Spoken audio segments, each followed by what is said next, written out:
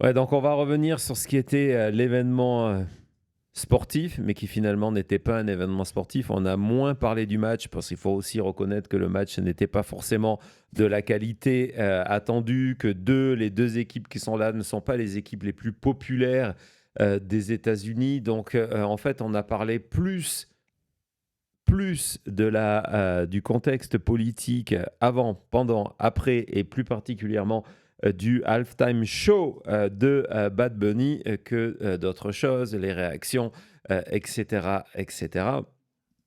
Et donc, on va commencer tout de suite par cette remarque que je fais mienne, cet édito ce matin que j'ai lu en disant, voilà, ça y est, nous sommes officiellement, ouais, je parle ici aux États-Unis, mais attention, ça vous guette, nous sommes officiellement rentrés dans le monde de l'idiotie complète, idiocracy. C'est Parce que officiel? c'est... Quoi? C'est officiel? C'est officiel. C'est Non, officiel. mais c'est vrai, c'est vrai. 9 On va février commencer par ça. 2026. Et avant de parler du Super Bowl, de vous amener dans les coulisses politiques de tout ça et faire le tour de 2 ou 3 images qui sont extrêmement fortes, on va voir cette éditorial qui traite les Américains d'idiots, quelque part, pas traite les Américains d'idiots, mais qui constate que nous sommes devenus des idiots. Et c'est la vérité.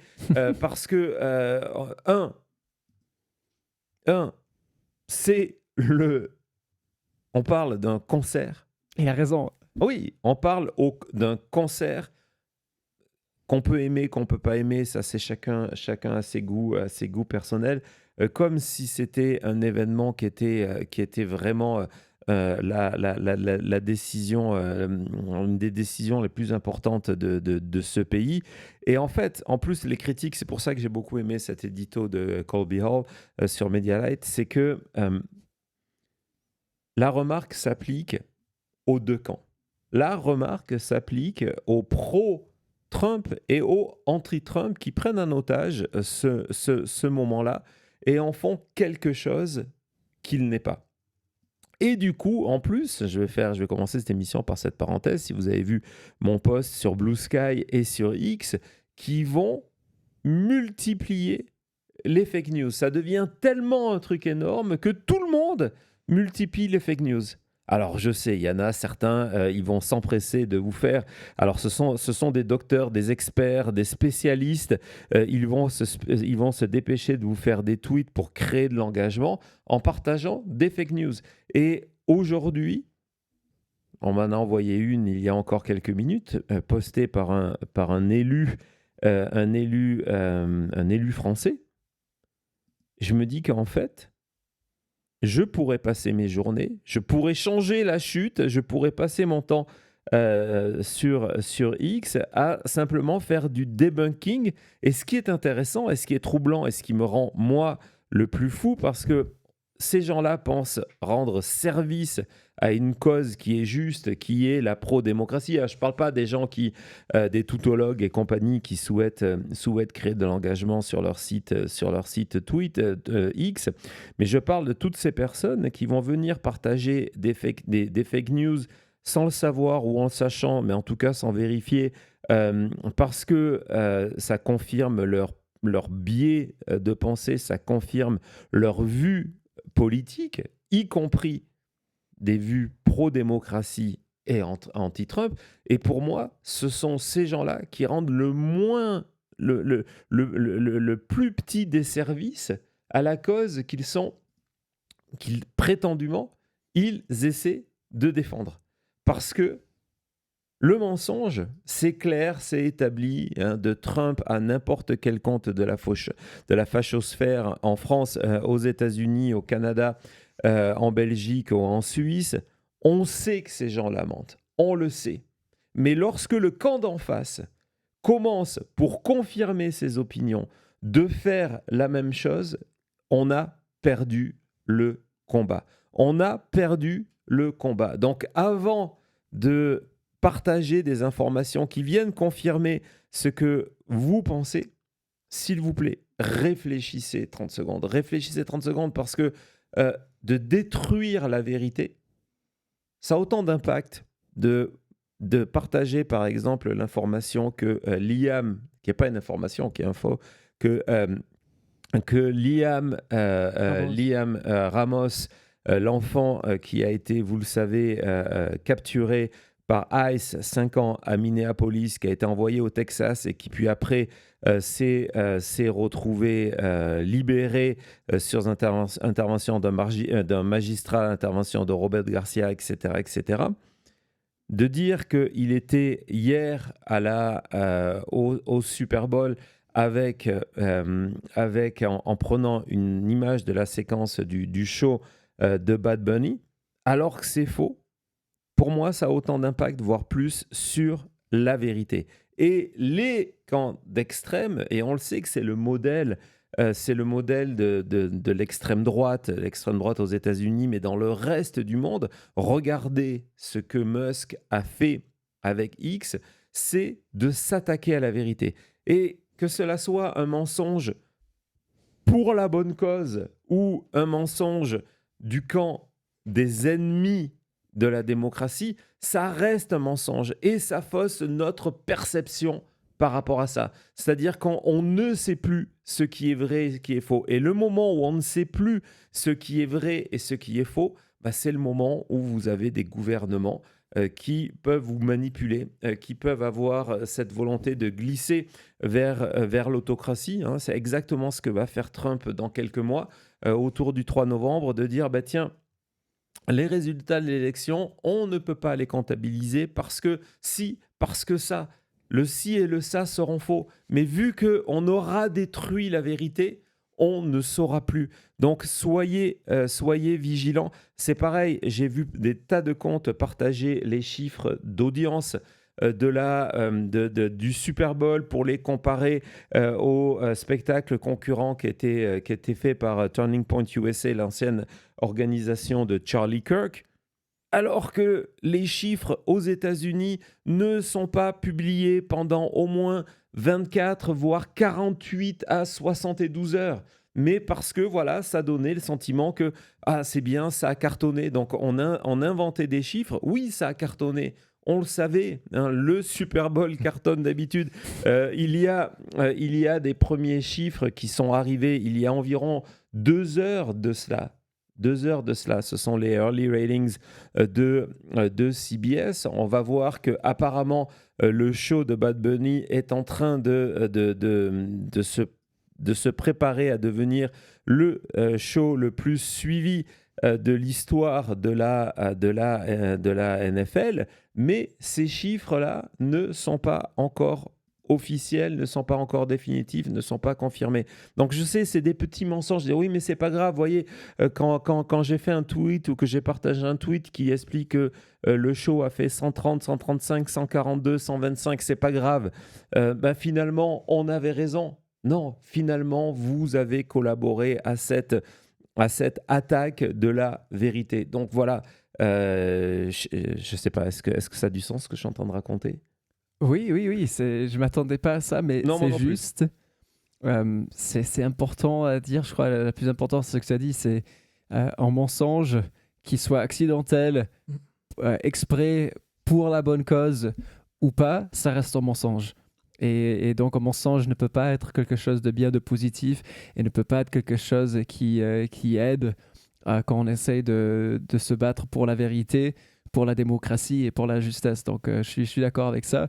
Et c'est sûr que dans ce dossier de Super Bowl, on va voir entre ça et le premier article que nous a proposé, cette confirmation de ces thèmes-là. Ouais, et donc voilà, la moralité de tout ça, c'est que arrêtez de suivre certains comptes américains. Il y a des comptes spécialistes américains qui ne vivent que de ça, de cet engagement. Et je parle ici des comptes de la gauche américaine. Je ne parle pas, encore une fois, on le sait que cela existe du côté de la droite américaine, de la droite MAGA. Arrêtez de partager ces comptes, arrêtez de suivre ces comptes. Idem du côté français, arrêtez de suivre des comptes de spécialistes qui débutent leur journée en vous postant 15 messages à la suite parce qu'ils savent que c'est le moment où vous allez vous connecter. Ce n'est pas possible d'avoir un recul sur 15 informations différentes le matin. Arrêtez de suivre des comptes qui ne vous parlaient pas des États-Unis il y a 6 mois, il y a 1 an, mais qui se rendent compte que maintenant, ça fait du clic et donc ils vous en parlent parce que vous contribuez involontairement, mais vous contribuez au même résultat. On s'attaque à la fondation même de nos démocraties, qui est la vérité. Et c'est pour ça que ce matin, je voulais absolument, lorsqu'on a pris la décision du sommaire avec Cody et Thomas, de vous parler aussi du Super Bowl. Pas simplement pour vous, on va les voir évidemment, on va vous montrer la photo du plus gros hamburger jamais fait, hein, Cody, du côté du Super Bowl. On a les chiffres de vente. Donc, on parlera même des chiffres de vente, les vrais, vérifiés. Mais je voulais commencer ça et donc on va rebondir sur cet éditorial qui dit voilà, on est devenu une nation complètement débile de venir se séparer, discuter plus de ça que de l'événement sportif en rappelant voilà, c'était 13 minutes, c'était un show de 13 minutes. Et puis voilà, et au départ, ce show, il est conçu pour 2 choses. Un, c'est pour vous mettre des pubs avant et après. Le Super Bowl, c'est d'abord ça, hein, c'est de la publicité. On va en voir une qui certainement va vous étonner, justement, de pub. Et puis, on oublie, on essaye de projeter, on en parlait hier, on essaye de projeter toute notre bagage politique qui est extrêmement important aujourd'hui, soyons clairs, dans ce qui est en train de se passer. Lorsque la NFL décide de faire venir Bad Bunny faire son show, elle ne va pas regarder d'abord quelles sont les positions politiques de Bad Bunny, c'est quoi sa position par rapport à Ice, etc. Ce qu'ils vont voir, c'est que c'est l'artiste, un des artistes les plus populaires au monde. Les plus populaires au monde. La NFL veut s'inscrire dans une internalisation du football américain. L'idée, c'est de se dire, et si demain on pouvait devenir l'équivalent de la Coupe du Monde? On va revenir sur ces chiffres-là. Et donc, ils ont besoin pour leur show de la mi-temps d'artistes qui sont internationalement connus. Et Bad Bunny, il coche ces cases-là. Il est extrêmement populaire en France, vous le savez. Et donc, on se dit, tiens, on va faire venir cet artiste-là. Non, c'est pas la NFL, dont la plupart des propriétaires sont proches de Donald Trump. En plus, il faut le savoir, qui vont dire, tiens, on va faire venir un artiste parce que politiquement, il est opposé à Donald Trump et MAGA. Et ça, on l'a complètement oublié. On a oublié que c'était juste un interlude musical, comme on le lisait dans l'édito, et que c'est une tentative de la NFL de toucher d'autres spectateurs, d'amener d'autres spectateurs. C'est pour ça aussi qu'il va y avoir l'année prochaine le premier match de la NFL en France, match de saison qui va se jouer en France, comme il s'en joue déjà en Allemagne, comme il s'en joue déjà en Angleterre, il s'en joue au Brésil, c'est ça, tu me dis? Oui, cette année, il y a eu au Brésil, en Angleterre et en Allemagne. Exactement. Et ce que j'aimais dans cet édito, c'est ce que je vous disais, c'est que le péché de transformer ce spectacle en autre chose, c'est quelque chose que font les 2 camps.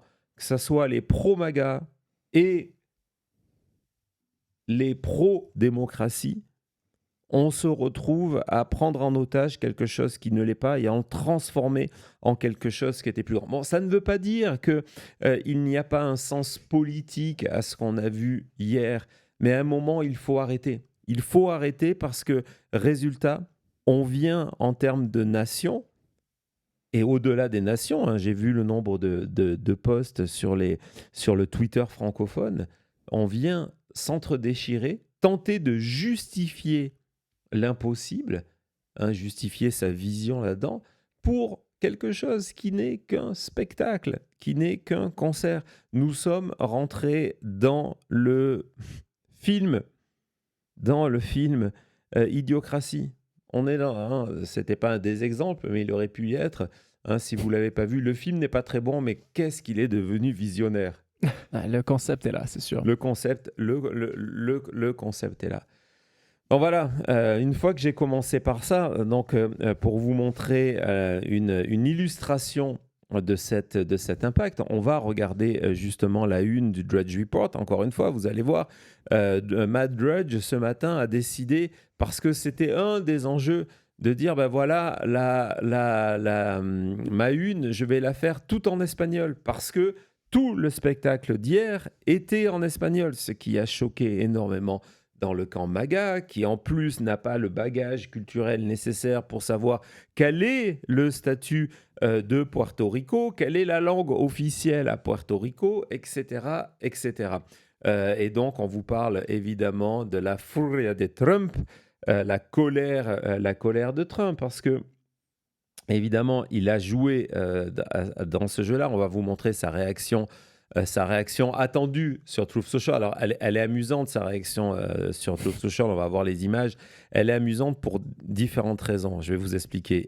Et amusant ici est ironique. Elle est amusante parce que Trump et le mouvement MAGA, la veille, avaient expliqué qu'ils ne regarderaient pas, qu'ils allaient boycotter. Et donc, finalement, ils ont regardé. D'ailleurs, on a des images que tu peux nous passer dernière de la soirée à Mar-a-Lago où du côté de Donald Trump et de ses invités ont regardé le show de Bad Bunny. Donc voilà, donc ça c'est le premier niveau.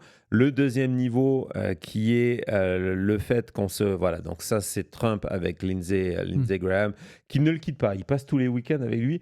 C'est assez incroyable comme c'est devenu son dernier ami ils sont devenus inséparables. C'est un autre sujet. Quand on sait comment ils ont commencé ces deux-là en termes de politique, on pourrait presque en faire un film. Enfin bon, j'ai perdu ce que j'étais en train de dire. Donc Trump, oui, il a regardé. Oui, donc Trump l'a regardé et quand on retourne dans son Truth Social, on va se rendre compte que moi je pense que c'est un message qui a été préparé même avant. Parce qu'il n'y a rien de spécifique dans le texte, alors que d'habitude, très souvent, les messages sur Truth Social de Trump rebondissent sur un aspect particulier. Là, rien. C'est une critique en général qui lui permet, surtout parce qu'il sait que le message va être retweeté à des millions de fois, de faire la pub de ses succès. Donc voilà, je vous ai donné ce que vous voulez, mais moi, je vais faire la pub. On se rend compte qu'il a été posté à the top of the hour. Regardez l'heure. C'était 21h sur la côte Est, 18h lorsqu'il a été posté sur la côte Ouest. Et très souvent, on s'est rendu compte que lorsque vous programmez des messages sur Truth Social en avance, vous pouvez que les programmer à des heures rondes. Et donc, non, mais c'est la vérité. Et le fait que ça soit à cette heure-là, moi, ça me permet de penser que ce message a été écrit avant. C'est fort possible. Vous attendez une réponse, je vais vous faire une réponse. C'est vrai, il n'y a rien de spécifique dans ce message à quelqu'un qui a regardé la chose. Je crois que je suis d'accord avec toi. C'est plus fort probable qu'il avait préparé ou que quelqu'un l'avait préparé en avance. Ouais, quelqu'un l'avait préparé en avance. Il était en mode fête, il pouvait pas être là à on vous a présenté le dossier sur qui écrit ces messages. Donc, vous savez comment ça se passe. Alors, ce qui est intéressant, c'est qu'il y a une critique. Et la seule critique on pourrait se dire, tiens, c'est sur le show. En fait, elle ne l'est pas parce que c'est une des signatures de Bad Bunny qui est la danse. Et de dire, mais regardez, sa danse, c'est dégueulasse, il faudrait protéger les enfants. On a un dossier Epstein qui va arriver un petit peu plus tard. Voilà, donc ça c'était assez fou. Donc, mais il y a quand même des choses dans le monde de l'hypocrisie que je veux vraiment relever dans le côté politique, de la chose. Évidemment, et lorsque je vous dis qu'on est arrivé dans le monde de idiocratie, de voir qu'aujourd'hui, nos repères intellectuels et populaires, c'est de se dire, mais que vont dire les frères Paul sur le Super Bowl? Non, mais ça en est là sur le show de Bad Bunny. Donc, d'un côté, vous avez le premier message de Jake Paul. C'est lui qui accompagnait JD. JD Vance du côté de l'Italie. Allez voir notre sujet sur comment JD Vance a été humilié au JO. Vous allez vous régaler. Cody vous a préparé aussi plusieurs shorts à ce sujet-là. Donc, non seulement ce qu'il faut savoir, le côté hypocrite de ce message de Jake Paul qui explique qu'il faut boycotter, qu'il ne faut pas regarder, etc., c'est que pour des raisons fiscales, Jake Paul est domicilié où, Thomas ? Ouais, au Puerto Rico, parce que crypto et impôts à Puerto Rico, ça marche très bien pour lui. Ouais, donc ce sont des gens qui viennent sur les réseaux sociaux pour se moquer, pour attaquer Porto Rico et en gros de dire que ce n'est pas les États-Unis.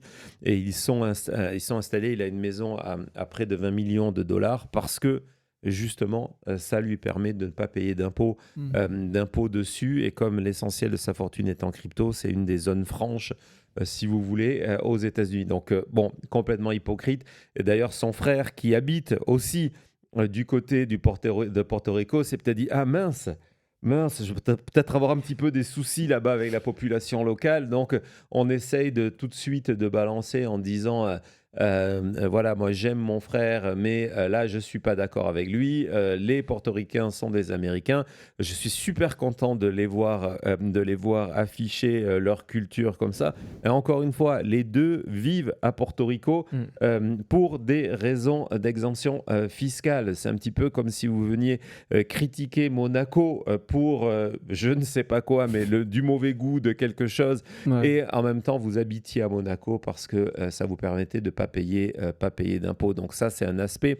Je vous ai mis en avant, évidemment, en parlant d'influenceurs MAGA, on a ce qu'on mérite. Laura Loomer, qui, elle, avait une idée, donc on va en reparler. C'était évidemment d'envoyer... Non, c'est pas du racisme, hein, c'est pas du racisme. D'envoyer Ice intervenir au Super Bowl en disant « Mais c'est quoi tous ces drapeaux étrangers ?» Les drapeaux étrangers, Madame Loomer, c'est parce que, et c'était pour moi la partie la plus intéressante, et qui est peut-être la plus politique du show de Bad Bunny, c'est lorsqu'à la fin, il a récité tous les noms des pays, y compris le Canada d'ailleurs, qui forment l'Amérique, ou les Amériques, en Le disant voilà, continent c'est pas américain, que pas que le l'Amérique, pays. c'est pas que les États-Unis, et donc il a récité le nom de tous les pays. Je trouvais que c'était pas mal. Donc c'est évidemment lorsque vous voyez tous ces drapeaux là du côté de Lara Loomer, vous dites mais attendez, mais c'est quoi, je les connais pas. C'est quoi cette histoire là? Et finalement, dans le camp influenceur MAGA, la voix de la sagesse, parce qu'il y en a eu une, est venue alors d'un côté auquel je ne m'attendais absolument pas, qui est la copine, la fiancée de Kash Patel. Ouais. De Kash Patel. Mais elle aussi, elle est chanteuse. Ouais. Donc peut-être elle s'est dit, je dois défendre le côté artistique de la chose. Ouais. Et donc, vous avez Alexis Wilkins qui dit non, mais vous êtes. Mon opinion est impopulaire, mais les républicains ont besoin de s'unifier et de trouver un meilleur message parce que de se mettre la communauté hispanique à dos, c'est un suicide que nous sommes en train de faire. Et donc, elle retweet quand même en disant que c'est bien. Un tweet officiel des démocrates. On en est là. Ouais. On en est là. Par contre, compte extrêmement sérieux que je vous invite à suivre, qui est celui de Mike Madrid, qui est un ancien républicain, qui est le spécialiste aux États-Unis. Je vous en ai parlé plusieurs fois, justement des votes latinos, parce que c'est pas unique. Regardez, lui, il a analysé justement tous ces tweets, tous ces messages de la communauté MAGA, et il est allé lire leurs répercussions parmi la communauté hispanique, et il dit, ben voilà, et les républicains ne semblent pas réaliser que leur unique microscopique chance de peut-être garder le Congrès en novembre, c'est de ralentir la chute, cette chute qu'ils ont chez les latinos, chez les hommes latinos de moins de 30 ans. Et là, il dit, ce soir, ça montre qu'ils sont cuits parce que, justement, ils ont fait tout ce genre de tweets à la Lara Loomer. J'aurais pu vous en montrer d'autres. Et puis, tant qu'on est dans ce sujet politique, il faut que je vous montre la pub. On a parlé de beaucoup de pubs du côté des médias. On a vu celle de Levi's, celle de Lay's, celle pour l'intelligence artificielle d'ailleurs. Pour la petite histoire, leur site, ils ont fait, quand vous achetez un spot publicitaire de plusieurs millions de dollars, faites attention que votre site internet fonctionne et soit prêt à avoir pas mal de monde qui vient se connecter. C'était assez rigolo de voir. AI.com. Ah ouais? Ouais, exactement. Et donc de voir que le site ne fonctionnait pas, petite parenthèse, d'utiliser le Super Bowl. Et donc, en gros, on va parler de l'hypocrisie de cette situation, c'est que vous avez le camp MAGA qui dit non, il ne faut pas politiser le Super Bowl. Il ne faut pas politiser le Super Bowl, il ne faut pas politiser les sportifs. On a fait le tour des réactions de Trump sur les athlètes qui sont en Italie et qui osent dire que simplement leur valeur, ils ne s'attaquent pas nommément à Donald Trump, que leur valeur, c'est de la compassion, c'est de l'amour, etc., etc. Et ils sont attaqués par Donald Trump sur Truth Social. Donc là, il ne faut pas politiser. Mais par contre, lorsque vous êtes ICE, et que vous avez un problème d'image et que vous avez les caisses pleines d'argent, vous dites, ben, vous savez quoi, on va utiliser le Super Bowl pour faire la pub de ICE. Regardez ça. Their friends and neighbors, sons, fathers, their little league coaches and veterans. They're people who love this country. These are immigration and customs enforcement officers. They are removing violent criminals from our streets and neighborhoods. It's dangerous and difficult work. But ICE has one mission, to make America a safer place to live, and that's what they're doing. This is law enforcement. This is ICE. Wow. On dirait une parodie. Je vous assure que ce n'est pas une parodie, c'est une vraie pub pour vous dire non mais regardez, ces gens de ICE en fait ce sont des parents, derrière les masques il y a des humains.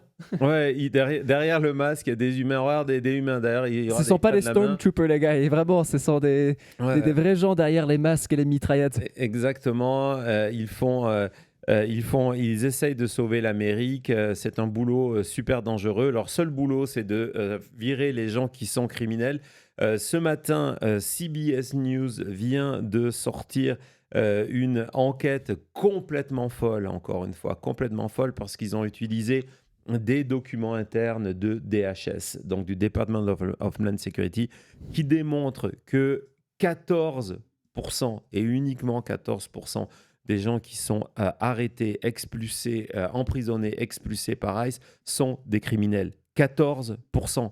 Le reste, ce sont des pères de famille, des mères de famille, des grands-parents et des enfants. Et donc, en même temps, on vous fait cette pub. Je pense que le spot le moins cher était à 8 millions de dollars. Pour 30 secondes. Pour 30 secondes. Donc, voilà. Donc, le contribuable américain qui finance des pubs. Ouais, alors ça, apparemment, c'est passé par une PAC. Mais bon, on sait comment ça se passe. Dans tous les cas, arrêtons de politiser le Super Bowl. Ah oui, désolé. C'est pas un événement politique. Arrête d'être un wokiste. Arrête d'être un wokiste. Bon, après, c'est clair qu'il y a les vaguelettes. Et les vaguelettes, ça fait autre chose. Avant de voir l'image que tu m'as envoyée, je crois qu'en plus, qui a été fait par un ami à toi, je vais vous montrer comment certaines vaguelettes ont décidé de profiter de cet événement-là pour aller au-devant du public. Alors, il y avait des dizaines d'exemples. J'en ai pris juste un. Le son n'est pas très bon, mais Thomas, tu peux le passer derrière. C'est ce monsieur qui est allé... il offrait des serviettes. Ça c'est aussi parmi les traditions, c'est de secouer des serviettes dans le match. Non, Patrick Sébastien n'était pas invité. Regardez la serviette en question. Donc, d'un côté, le Super Bowl, ça vous fait votre souvenir. Ça. Et puis, il est en train de botter un football qui est plein de glaçons. C'est presque notre emoji. C'est presque notre emoji. Du glaçon qui fond. Parce que qu'est-ce qu'il y a sur l'autre côté? Qu'est-ce qu'il y a derrière quand on retourne, il retourne sa serviette. Donc voilà. Et c'est quelqu'un qui en a fait fabriquer plusieurs centaines de son côté, et il est allé les distribuer lui-même. C'était sa manière de résister. C'est top. Hein. C'est bien, c'est créatif et ça c'est très bien. Ouais. Et tiens, tout à l'heure, tant qu'on est dans le côté international, et là évidemment, on va revenir sur le côté sur le côté idiocratie des Américains. On a vu Laura Loomer choquée par les drapeaux. Bon, il faut dire que du côté de l'enseignement, Cody, je ne vais pas te lancer là-dessus, mais du côté de l'enseignement et de la géographie aux États-Unis, c'est pas le bonheur. Hein. Il y a un bâtiment, c'est l'ONU, quelque chose comme ça. Je connais pas ce que ça veut dire, mais il y a plein de drapeaux, il paraît, en dehors de ce bâtiment. Donc, il faudrait envoyer AS à New York. Bonne idée. En plus, c'est la ville du dangereux Mamdani. Donc, voilà, il y a vraiment quelque chose à faire. Ouais, il y a quelque chose à faire et il y a quelque chose à faire parce que n'oublions pas, quand même, même si je vous invite à ne pas venir et à boycotter, les États-Unis vont accueillir la Coupe du Monde dans quelques mois de foot, d'accord? Et où il y a quelque chose à faire, peut-être, ça serait de commencer par de l'éducation du public américain, parce que le moment où on voit qu'ils ont des problèmes de géographie et d'imagination, c'est quand on leur demande, on va voir cette vidéo, en leur demandant, d'après vous, l'événement le plus populaire, où il y a le plus de monde qui regarde, c'est le Super Bowl, donc qui est un sport américain, ou c'est la finale du Coupe du Monde? On va regarder ça. They're friends. What would you say is bigger, the Super Bowl or the World Cup final? The Super Bowl. You know, the fan base is bigger. It's the gladiator sport of the current day. The Super Bowl actually is the biggest spectacle, at least television-wise, in the world. Everybody watches it, whether you like football or not. You're gonna watch the Super Bowl. I would say the Super Bowl. A little tougher to win a Super Bowl ring, I believe, than maybe even the World Cup. I have to say football only because not that familiar with soccer. This is the best game. This is the toughest game. This is the hardest game you'll ever play. The biggest game on the biggest stage. Get hit by a bus at 30 miles an hour is different than kicking a ball into a net. Probably the World Cup, because it's all around the world. Super Bowl. It's more than just a sporting event. You know, the adverts, the halftime show, you don't get that at the World Cup final. Honestly, right now I'd say the Super Bowl. I've not been to the World Cup final. However, looking at this is actually insane. Super Bowl. Why? Well, because I live in America. The world is watching. We're world champs. Nous sommes les champions du monde. Ah, écoutez, il est tout ça avec le sourire, ils sont convaincus. C'est ouais, non, Super Bowl. Non, et justement, je crois qu'on a une petite comparaison, Thomas. Le B, c'est plus que le M. Attends, je fais les calculs, Non, une seconde. Vas-y. 1, 2, 3, coupe, une divise par... petit problème. Il y a quoi le problème, toi? C'est quoi le problème? Il n'y a pas photo. Il n'y a pas photo entre 126 millions et 1,5 milliard. Il n'y a pas photo, Il n'y a pas désolé. photo. Il n'y a pas photo, mais en tout cas, pour les Américains, il y a photo, forcément. Tout ce qui est américain est plus grand, donc tout ce qui est américain est plus grand, tout ce qui est américain est plus grand, donc... Oui, mais d'abord, en plus, on voit que la Coupe du Monde, c'est en or. Le trophée de Super Bowl est en argent, donc on a la première et deuxième place, c'est déjà fait. Ouais, c'est magnifique. Oui, le mais burger... bon, tu m'as bouffé ma transition, du coup. Oui. Donc, vas-y, relance. Donc... Je ne me rappelle plus. Mais bon, ce qui est américain est plus grand et plus grand. Il y a quoi d'autre qui est plus grand ici? Tout, dans les prix et le burger. Donc Thomas, si tu peux nous ouvrir le... t'as une photo, je vois du burger. On en a... Vas-y, glisse ça dedans. On aura même l'interview du chef. Ça va arriver. On travaille avec de multiples dossiers. C'est bien de faire des dossiers. Il faut les envoyer en avance. Désolé, j'ai fait notre émission de 45 minutes. Non, vas-y, allez, c'est parti. Je te laisse te lancer sur le burger officiel du Super Bowl. Donc, c'est le Super Bowl 60. Donc, vous voyez cette photo du burger. Oui, c'est un burger aux États-Unis. Au Super Bowl. Il y a un os là au milieu du burger. Il y a un os. On va rentrer dans les détails. Et donc, Thomas, c'est quoi, Super Bowl 60. Donc, il faut avoir un prix qui est en accord avec ce chiffre. Donc, ce burger-là, il coûte combien? qui coûte $60. Non, vu que ça pourrait nourrir peut-être 3 personnes, Thomas, 60 x 3 égale $180 le burger. Ouais, Oui, et tu fais bien de le dire, $180. parce que l'excuse officielle, c'était de se dire, bon, si vous voulez, il peut nourrir 4 personnes, mais les quelques personnes qui ont témoigné face caméra l'ont mangé tout seul. Mais là, sincèrement, la photo est sympa, du moins sympa. C'est une manière de parler. On n'arrive pas à juger de l'échelle. On a des photos d'acheteurs de ce Super Bowl, juste pour que vous compreniez de quoi on parle, de quoi on parle vraiment. C'est quoi cette sauce? C'est du fromage bleu. Non, c'est pas du fromage bleu, ça. Si, et vous voyez que la présentation, c'est pas la même chose. Dans une espèce de bac en papier parce que qu'il y a trop de sauce et il y a trop de trous. Alors, avant de voir, parce que s'il y a quelqu'un qui mange ça à côté de toi, là, t'es heureux. heureux. Entre l'odeur, la sauce qui vole partout et juste...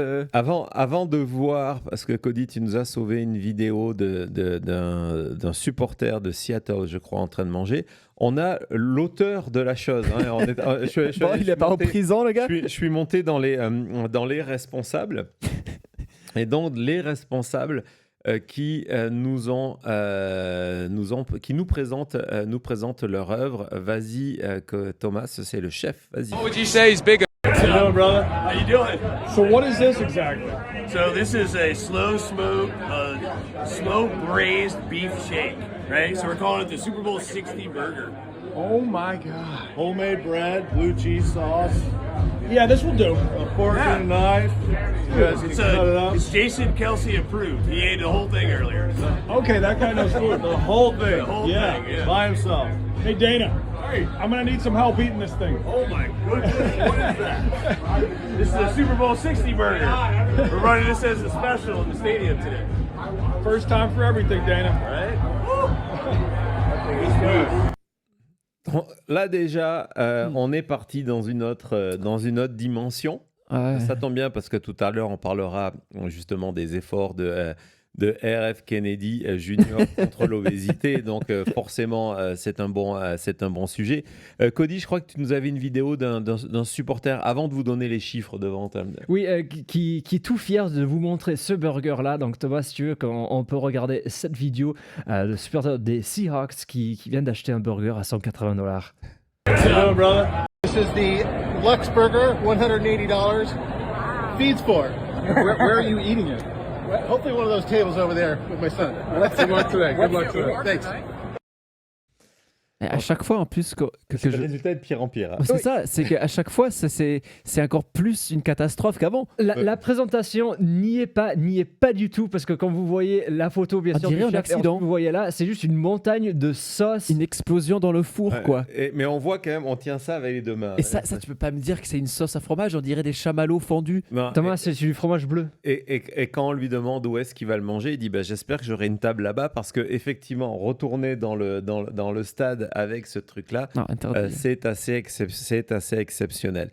Donc, le burger à $180, le burger officiel du 60e Super Bowl. Bon appétit. Je ne sais pas si Francky est là aujourd'hui, mais j'ai beaucoup pensé à lui. Cody, il faudra que certaines des photos, tu ailles les poster dans le chat de maintenant-media.com, parce qu'on a des fans de burgers. On a le chiffre. Intro, de quoi? Ce que tu me disais en intro, le pays va mal. Le pays va mal. Ça, c'est certain. Le pays va mal. On est dans Idiocratie. Quand vous achetez ce truc-là, que vous donnez $180, vous allez voir, c'est en termes de prix, c'était pas le plus. C'est peut-être le plus fou. Je n'en sais rien. Et que vous postez fièrement avec ça, on en est là.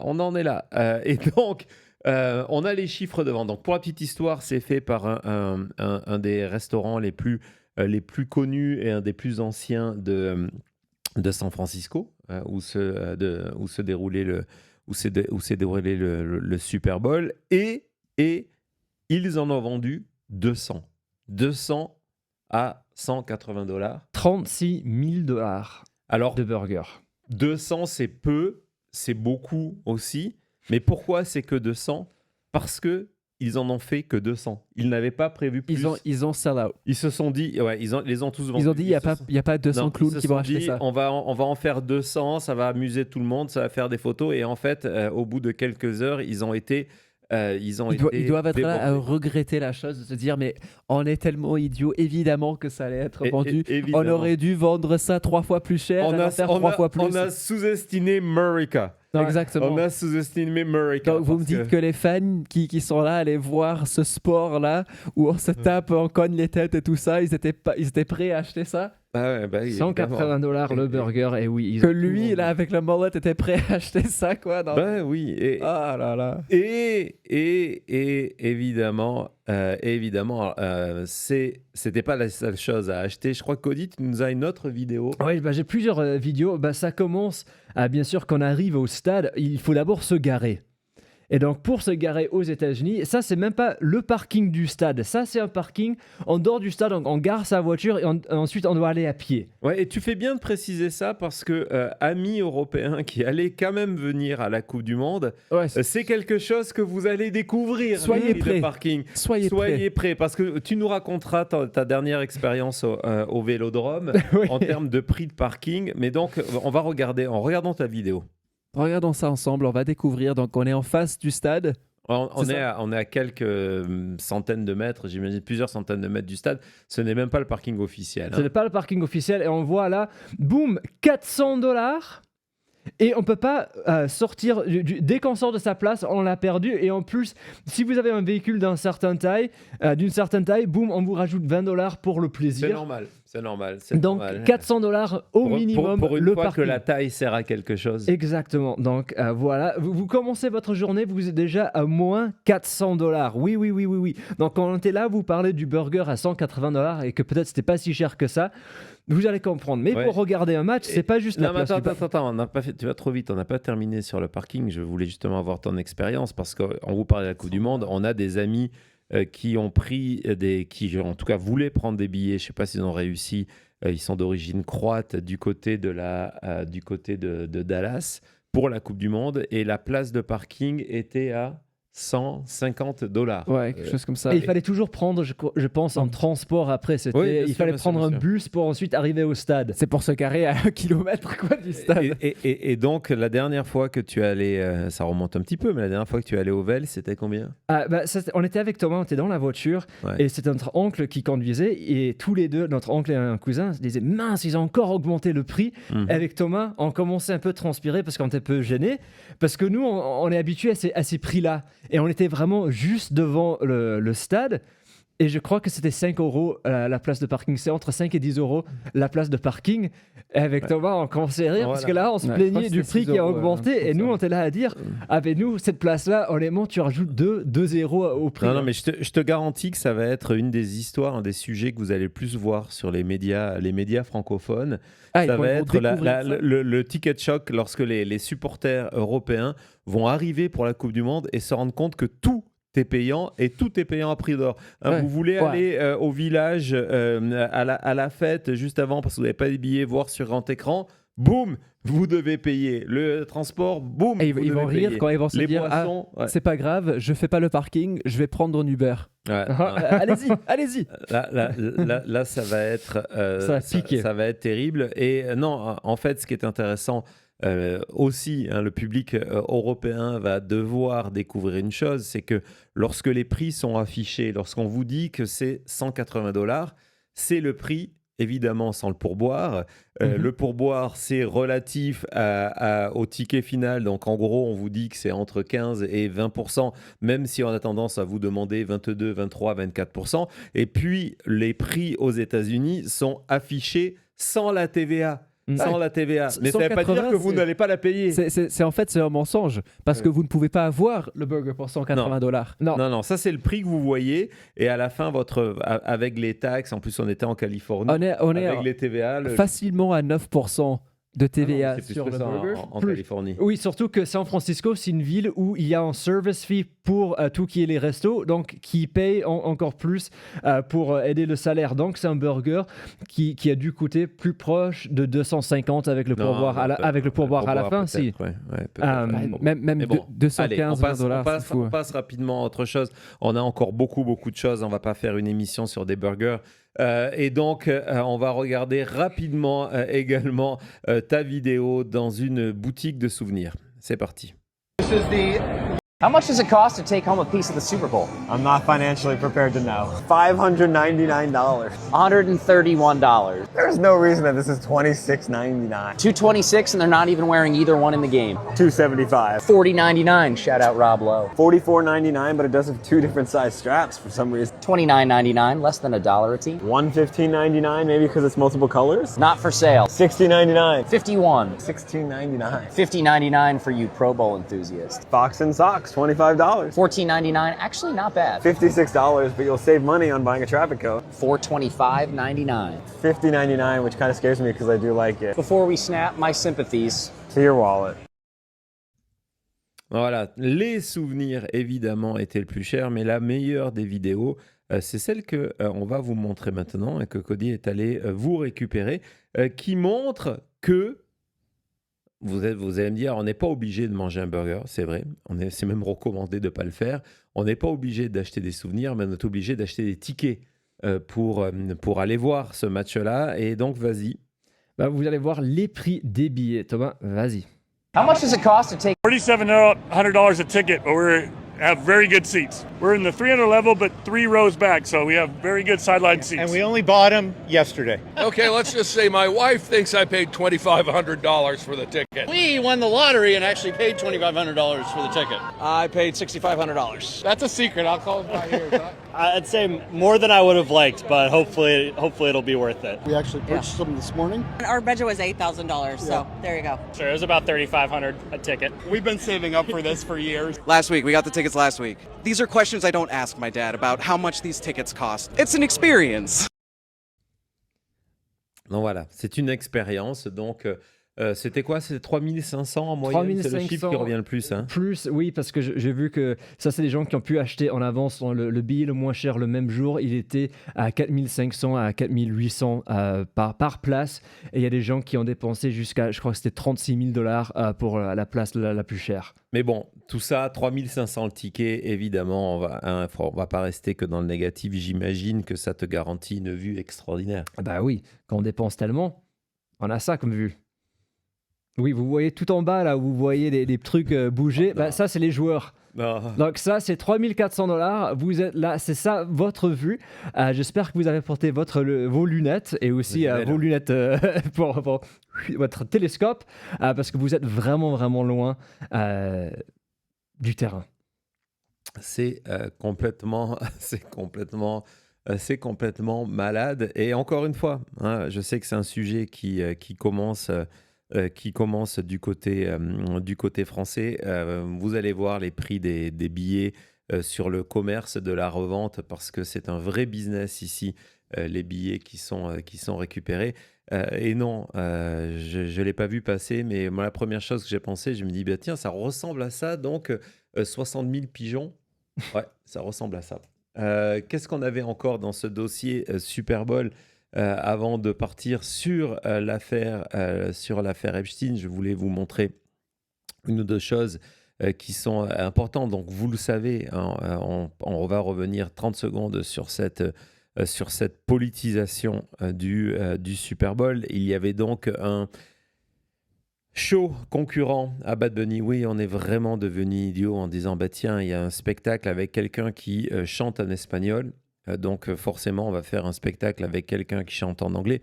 On ne va pas vous montrer des extraits parce que, déjà, on ne souhaite pas le faire. Et deux, en plus de ça, on aurait des problèmes de droit d'auteur. D'ailleurs, l'ironie de la chose, c'est que si le fameux concert de TPUSA, donc de Turning Point USA, l'organisation créée par Charlie Kirk, n'est pas passé sur X, c'est pas parce que ça a été censuré, comme certains l'ont dit, c'est parce que justement, il y avait des questions de droit et de licensing, donc d'utilisation de certaines chansons. Donc, ils n'ont pas pu simplement la passer, ils ont passé uniquement sur YouTube. Alors, ce qui est intéressant sur YouTube, on va regarder, tu peux nous mettre la vidéo, Thomas Enfant, c'est qu'il y a cet autre influenceur qui était sur Kik. Je ne vous dirai pas son nom parce que je ne m'en souviens pas, j'arriverai pas à le prononcer, qui a remarqué quelque chose. Il est allé, donc c'est XQC, il s'est rendu compte que les chiffres annonçaient une audience de 5 millions de personnes sur YouTube en même temps, ce qui est à peu près ce qu'on fait là en direct actuellement. C'est ça, n'oubliez pas votre pouce d'ailleurs. Mais il a eu un petit trouble, il est resté pendant un moment et il s'est dit, mais qu'est-ce qui se passe dans le chat ? Regardez le chat, vous êtes habitués et vous allez voir qu'il n'y a pas de mouvement dans le chat à droite, c'est le chat de Turning Point et regardez le chat à gauche, c'est le sien. Ouais, exactement. Et donc le chat de Turning Point, il n'y a pas de message dedans. Donc à un moment, il s'est même dit, peut-être que le chat ne marche pas. Donc il est allé taper son message et son message est apparu instantanément. Donc le chat fonctionnait, mais il n'y avait pas de message. Donc ça veut dire quoi ? Ça veut dire que parmi les 5 millions de personnes qui ont les 5 millions de vues en direct connectées pour regarder ce spectacle-là, une grande majorité, c'était des robots. Pour faire monter les chiffres, des bots, et oui. Et ce qui est intéressant, je vous invite, si vous avez du temps à perdre, à aller voir les commentaires sur X sur les personnes qui ont partagé ce post-là avec les excuses de la fachosphère qui nous expliquent mais non, vous comprenez, ce sont que des personnes âgées et donc les personnes âgées ne savent pas se servir du chat. Ah non, mais vous comprenez, les gens sont là pour écouter un concert, donc ils ne participent pas au chat. Et la meilleure des excuses, c'est dire oui, mais l'essentiel des personnes, ils regardent sur la app YouTube, sur la télé, et donc forcément il y avait personne dans le chat. Donc lorsque vous avez 5 millions de personnes, même si, et ça correspond pas aux statistiques, je peux vous le dire, même si imaginons vous avez 95% de ces 5 millions de personnes qui regardent sur leur téléviseur et qui donc du coup ne peuvent pas taper dans le chat, ça en fait quand même beaucoup qui seront là. Et vous savez, vous dans le chat, à quoi ça ressemble un chat qui bouge, et vous savez qu'un chat qui bouge pas, c'est qu'il y a personne. Non, t'es d'accord, toi, le maître du chat ? Oui, 5 millions de personnes, je suis désolé, mais le chat, il reste pas figé comme ça. Vous pouvez pas nous sortir l'excuse de personnes âgées qui ne savent pas se servir du chat, ou de se dire que quand on est sur la télé, nous, on a des gens qui nous regardent sur la télé qui ont aussi sur le téléphone pour être dans le chat au même moment. Ouais, mais pas là, parce que là, c'était parce qu'ils n'ont pas la meilleure communauté de YouTube. C'était tellement beau. Variety ce matin a révélé que le concert avait été enregistré par avance du côté dans des studios d'Atlanta. Donc, ce n'était pas un show en direct, en plus des problèmes techniques, etc., etc. Mais encore une fois, le fond de tout ça, c'est que oui, il y a une dimension politique dans oui, le message de Bad Bunny, d'une manière ou d'une autre, est fantastique et peut être interprété de manière, on a Thomas le message, et peut être interprété comme étant politique aussi. La chose qui a le plus de pouvoir que la haine, c'est l'amour. Est-ce que c'est un message politique aujourd'hui ou pas ? Est-ce que c'est une réponse à ICE ou pas ? Est-ce que c'est une réponse à Donald Trump ou pas ? Je vous laisse interpréter tout ça. Mais donc, ce qui est pathétique, c'est de voir ces espèces d'efforts pour dire non, mais regardez, il y a une autre Amérique. Et moi, ce qui m'a le plus choqué, parce que j'ai regardé aussi le spectacle de Turning Point pour préparer cette émission, c'est que le premier artiste qui est venu ouvrir ce fameux concert, il a expliqué en disant que voilà, ça maintenant, c'était le spectacle pour les vrais Américains, par des vrais Américains. Et voilà, quoi. Je me dis, qu'est-ce que c'est... Pour moi, c'était ça le plus troublant, non ? Je ne sais pas si on peut comparer. C'est quoi le plus troublant dans tout ça ? C'est certain, mais encore une fois, le fait qu'on est là à se dire qu'on doit lancer une concurrence pour une raison politique d'un show, c'est perdu d'avance. C'est ridicule, c'est n'importe quoi. Et être contre ce message-là, voilà, ça veut dire quoi sur vous ? Si vous êtes là à me dire que le message de l'amour est plus fort que la haine est un mauvais message, on est où là ? Ou sur notre message juste avant qu'il spike le football, où il dit voilà, c'est un message en disant ensemble nous sommes l'Amérique, les Amériques pour le coup, parce que vous avez tous ces drapeaux derrière, et de transformer ça en disant ça ce sont pas les vrais Américains les vrais Américains, c'est nous, y compris le gars qui va chanter en short. Je ne sais pas si vous avez vu les images de Kid Rock. En tout cas, c'était de la tenue est de ce intéressante. niveau-là. Et justement, on a une vidéo de Maggie Reed et qui est sortie, et c'est pour ça que je me suis dit j'ai envie de la passer, qui est sortie de son habituel humour, moquerie, même si évidemment on a des choses à vous montrer en termes d'humour et de moquerie, pour partir sur ce sujet en disant mais en fait finalement pourquoi on est obligé à s'opposer à un message qui défend l'amour, et c'est vraiment la question de fond. Vas-y Thomas. 47-year-old Bad Bunny's halftime show was literally what this country needed right now, a show of love and unity. Unfortunately, the people that needed to see it the most were too busy having their own halftime show, literally created out of hate. Which is incredibly sad because Bad Bunny's show was literally about belonging, love, unity, and acceptance. And the other halftime show was about being afraid of all those things. But here's the thing, MAGA. Love doesn't need your permission to exist. It shows up anyways. It sings anyways, and it filled a stadium. And the silence of those who refuse love, well, that's its own kind of answer, isn't it? So yeah, MAGA, you missed out on a really good show. But as always, love continues to move forward without you. One day I think you will face all of the things you missed out on. But until then, good luck continuing to convince yourself that you actually like Kid Rock's music or whatever the fuck this lip sync karaoke bullshit is. Voilà, donc je pense que c'était vraiment le véritable message, c'est que de toute façon, l'amour et évidemment, je me rappelle ici, tous les combats au niveau de faire accepter aux États-Unis le mariage pour tous, tout le combat pour faire accepter la communauté LGBTQ+, qui va reprendre, c'est fou de le dire comme ça, qui va reprendre de l'actualité et de la nécessité, parce qu'actuellement il y a des efforts, y compris au niveau de la Cour suprême, pour revenir sur tout ça, et cette volonté de la part de la Cour suprême de définir, et de la droite conservatrice américaine, de définir ce qu'est l'amour et qui et comment vous pouvez aimer quelqu'un. Donc voilà, je voulais vraiment mettre en avant cette vidéo. C'est pas habituel chez elle. Hein. Non, mais c'était important. Oui, elle se moque de Kid Rock à la fin, mais avant ça, elle a le temps très sérieux de parler de voilà, les faits. C'est que l'amour continue. C'est très bien de voir Maggie Reed prendre ce message-là aussi. Ouais, et justement, on a vu Maggie Reed, c'était pas forcément pour sourire, mais je voulais vous le montrer. On va regarder deux ou trois mèmes qui étaient assez formidables.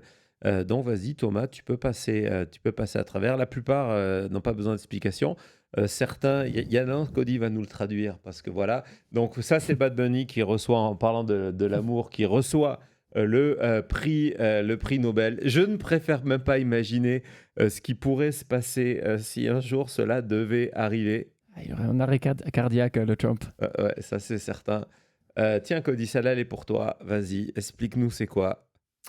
C'est exactement ce qu'on craignait. La halftime show n'était pas en anglais et son truc en bas là est tombé. Exactement. Bien, tu t'en es bien débrouillé. Merci. Bravo à toi. J'aurais pu sortir un terme technique, mais je me suis dit que c'était pas le moment de le faire. C'était très bien. Tu pouvais peut-être parler de Mike Johnson.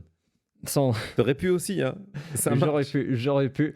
En tout cas, je vois la réaction de nos amis MAGA. Voilà. Hallucinante, exactement.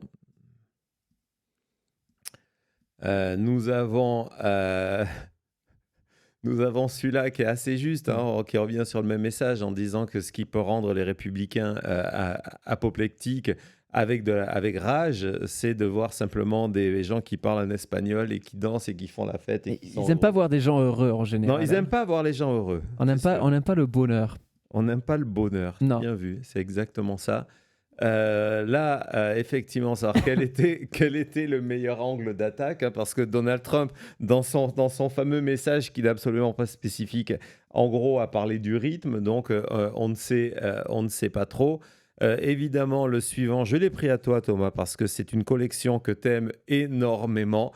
On en est là, le Bad Bunny qui est là et la droite extrêmement peur. Ouais. Ils sont effrayés. Qu'est-ce qu'on va faire? Ils sont coincés dans le message. Alors celui-là, moi, c'est mon préféré qui arrive là en avant-dernier. C'est celui-ci, parce que j'y ai pensé en regardant, j'ai pensé quand on voit Bad Bunny avec le message derrière sur l'amour contre la haine, tous ces drapeaux, tous ces gens heureux en train de faire la fête, de dire, bah voilà, c'est vrai que s'il y a Stephen Miller qui est en train de regarder ce moment, mais le gars, il doit péter complètement les plombs. Et puis celui que j'ai posté sur X et sur Truth Social, parce qu'en plus, c'est une transition pour notre prochain sujet. Restons concentrés sur l'essentiel pour le coup. Il y a effectivement 3 millions de dossiers Epstein au minimum qui n'ont pas été rendus publics. Donc sortons le reste du dossier. Au-delà du vibe, parce que c'était une vibe, j'ai aussi pris le premier sondage qui a été fait sur le sujet par YouGov, qui est allé demander, vous allez voir, c'est extrêmement intéressant, ils sont allés demander à leur échantillon d'Américains la manière dont ils notent les performeurs, les artistes des shows de mi-temps de Super Bowl, celui que vous avez aimé le plus, et on se rend compte que finalement, et donc c'est ce qui nous permet de penser que les chiffres vont être énormes, que la perception, c'est Bad Bunny qui l'a gagné.